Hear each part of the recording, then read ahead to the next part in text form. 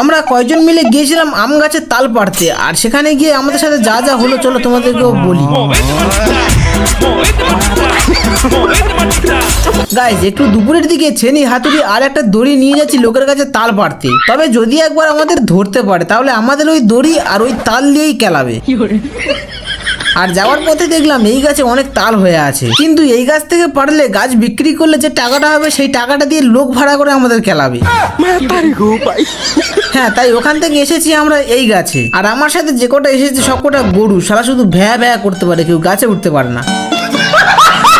তাই আমি আস্তে আস্তে গাছে উঠে একটা একটা করে কাঁদি কেটে নিচে এসে দেখি মালগুলো অলরেডি খাওয়া আরম্ভ করে দিয়েছে।